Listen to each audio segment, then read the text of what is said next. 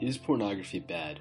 Is a question I've asked myself ever since I was first exposed to porn at 10 years old. While I got most of my answers from sources such as Yahoo Answers and some small medical sites, they were pretty inconclusive and were extremely vague about their responses. Even now, if you search YouTube for "is porn bad?", you will end up with a bunch of videos of drunk guys asking this to drunk girls, videos by BuzzFeed, and some other videos, but you can't really get worse than BuzzFeed.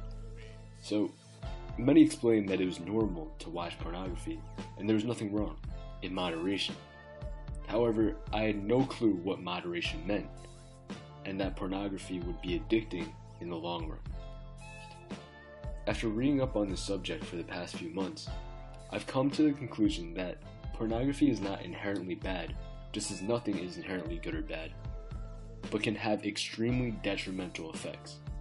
It is your choice on what you think about this subject, but I will be going on through a list of pros and cons to pornography to come to a conclusive, non-biased answer. For the cons of porn, many teens are developing signs of PIED, porn-induced erectile dysfunction. They don't have the same morning woods and can't get it up during sex.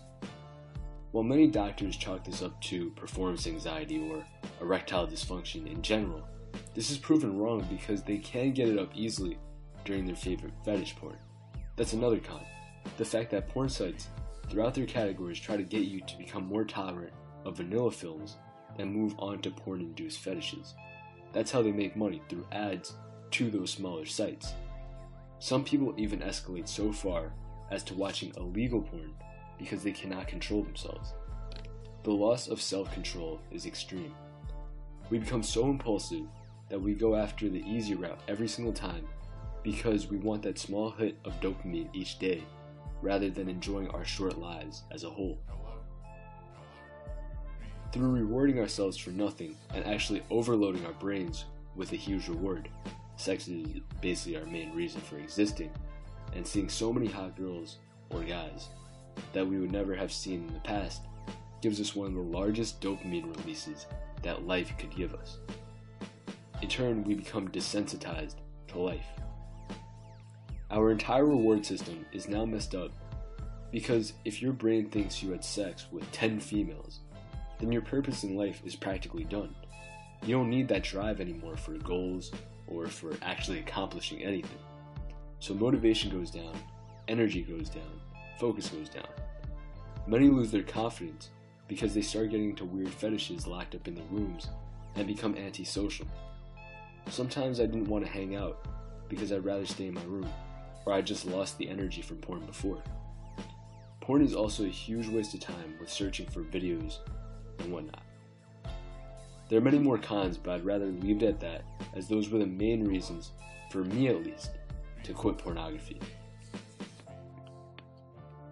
For the pros of porn, people say that you become more creative, which would be a positive to those porn-induced fetishes. The problem comes when these fetishes become extremely harmful, or will just scare away partners from you, leaving you without a girlfriend or boyfriend, and going back to your room for another dopamine hit from porn. The other reasons people provide are that you get more testosterone. However, if you abstain from masturbation for 7 days, your testosterone levels increase by 45.7%, according to a study conducted that actually started the no-fap movement. Another idea is that if you use it, or if you don't use it, you lose it. This holds true for masturbation, which I believe is not bad unless you do it excessively, but masturbation without imagery doesn't get you a crazy high and isn't as addictive because of that. You don't need porn to use it, and if you do, that means you have an internet porn addiction. The point of this video is not to say that we should ban porn or that you should immediately stop watching it forever, but stopping has many benefits that counteract those cons that we talked about. If you feel that you are compulsively acting without thinking, have brain fog and can't think clearly afterwards, then try out porn-free or no-fap. I personally did no-fap and then moved on to porn-free, and it's helped tremendously with my goals, talking to girls, and my social life in general. try it out, and if you believe this is a problem, listen to different sources and see for yourself. Many of these on both lists are anecdotal and not yet studied because internet porn is so drastically different from old Playboy magazines that only had pictures rather than hardcore sex with new girls at the click of a button.